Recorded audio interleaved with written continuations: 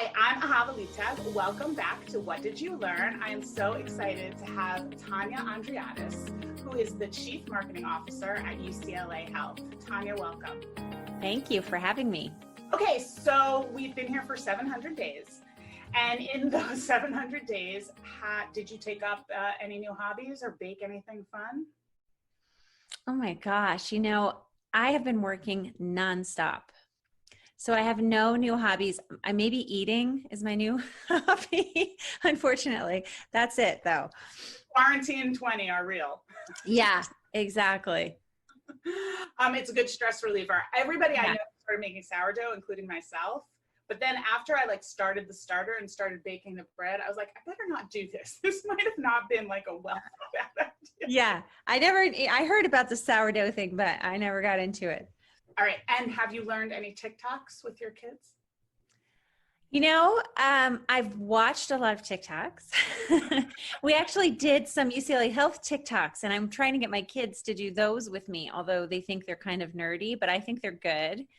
Oh. So we'll see. There's still hope yet. What do you wish you had known at the beginning of this? I honestly really wish I would have known it was going to last so long. At just the rapid pace that the information was changing, I don't know that it would change what you tell people or what you would want them to expect, but maybe if we all knew the same reality, maybe we'd be able to better say, okay, what do we need to cope with this? I mean, the changing nature of everything, and then of course, all of the things that happened socially in between, with COVID, and then, the racism issues and Black Lives Matter and the riots, and it was just a lot to handle. I don't know, honestly, if we could have predicted it, what good it would have done though. So you're right.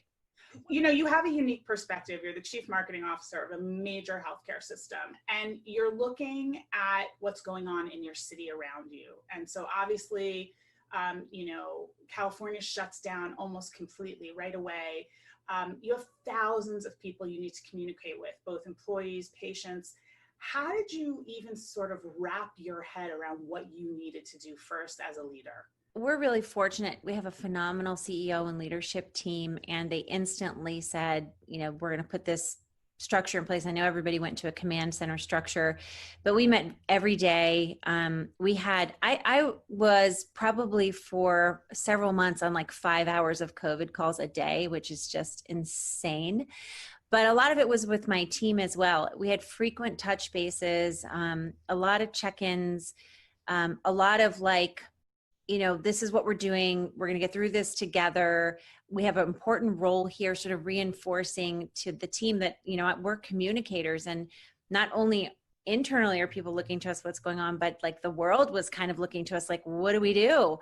And so I think that really made the team feel empowered and maybe better about the situation because they felt like they could do something about it. I am fortunate to have a leadership team that values communications and marketing, but this brought a whole nother lens to it. It was critical. And we started doing things like communicating to our patients in mass emails and mass communications for the first time ever. And it was people didn't even think we could do that before. So all of a sudden it was opening up all these doors of ways to communicate that became now a necessity, and I think the power of words, the power of frequency, the power of simplicity. I've read several things that you post, how complicated these concepts, social distancing, it's what? So I think that knowing that you have to communicate in the way that people understand your words simply in a time that they might be totally panicked. People knew that we were the team to look at. Looked for that kind of advice, and it's not an easy thing to do. No, it's really not. I mean, yeah. I think for the first time, the entire world actually understands how terrifying it is to go through a healthcare crisis with not enough information that you can understand. People trust the information sources that they trust, and there's this blurring of what's science and what's real. And so even more important is the way that we communicate as clearly as possible. I know it's probably hard to solidify it down to like one thing that you've learned, but what to you is one of the major takeaways that you really sort of think about now and you think, wow? What this reinforced, I mean, it's not something that I didn't know before, but it's something that I hadn't lived before and didn't really know in this way, that when you have a sense of purpose and you have focus, how much like a group of talented people can truly accomplish. And that, you know, I've always felt that marketing departments, particularly in healthcare, are just so stretched in so many different directions, and that lack of focus makes it hard for people to do really remarkable things. And we accomplished some things that have just blown me away. I mean, it seemed really impossible.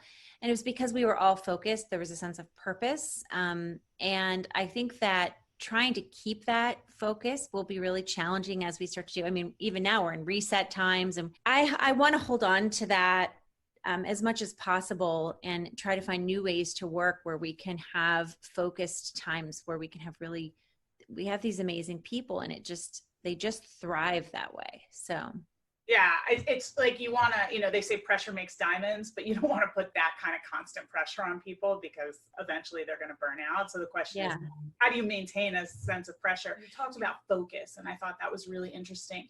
Did you have like a phrase that you would say to everybody, or did you use any sort of cue to say to people, like, let's turn our gaze back to what we have to do? Did you have a roadmap? What kept you in that laser like focused place? When we started to see what was happening around us, we made a decision very quickly to be present. Or a lot of people were hesitant. We didn't know what to say. Healthcare people in general just didn't know what to say yet. And we just said, okay, we're going to be okay with the fact that we don't know what to say. We're going to be present and helpful. And we created a campaign, Team LA, which is my background.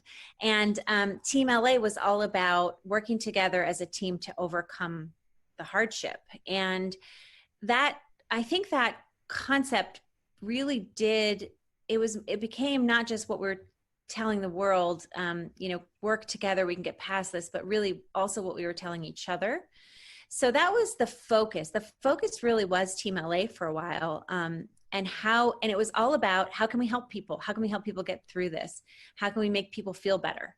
What do we do? And I think every day we all woke up on the team, like, how are we going to use this platform?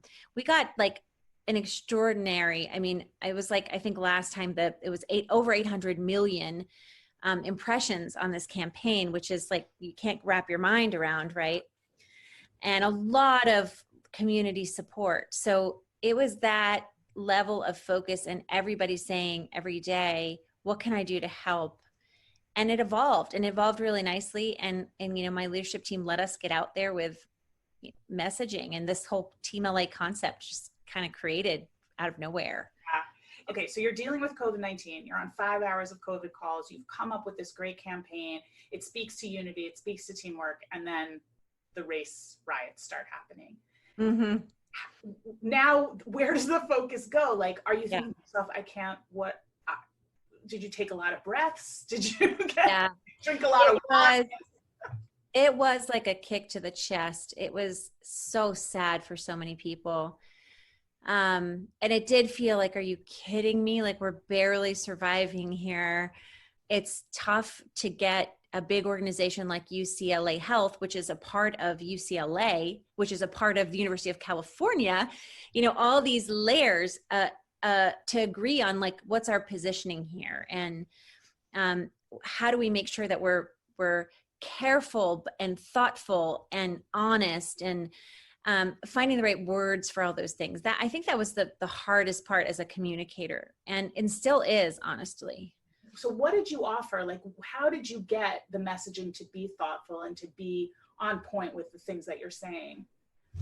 Yeah, I think that the hardest part about that was you very quickly had to be sort of to self-evaluate as an organization, to say, what are we not doing that we should be doing?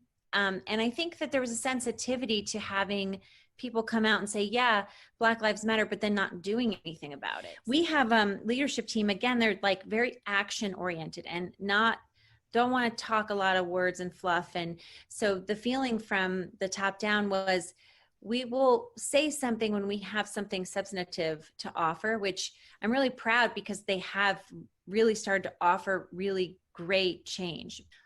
We started, really talking about addressing health inequity and how that's a really important topic. More than what we did then, there's a sense now that we can't just let this die. We have to keep focusing on this, which is what I'm proud of, because I agree. You can't let somebody's life be in vain, many people's lives be in vain. You really do have to be able to look in the mirror and then put action in place. And all of the University of California has done that. All right. So we're sitting at a conference, and 2 years from now, we're not wearing masks. We're drinking some great wine, great California wine. What is the thing you say to me? You say, you know what, Ahava, I learned this during Corona and I'm never going to let it go.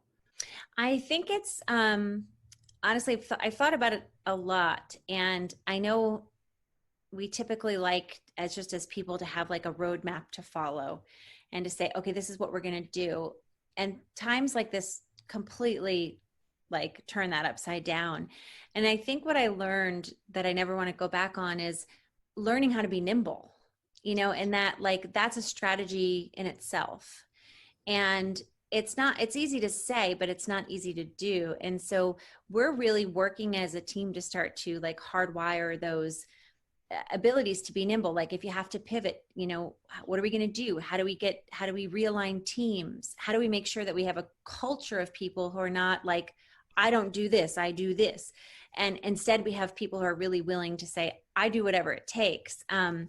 And so there's lots of, there's a recruitment aspect of that. There's a culture, there's a reinforcement of those values. And I think that's one thing that we'll never go back on, because we were able to move pretty quickly and be nimble. And I think that's really why our communications were successful.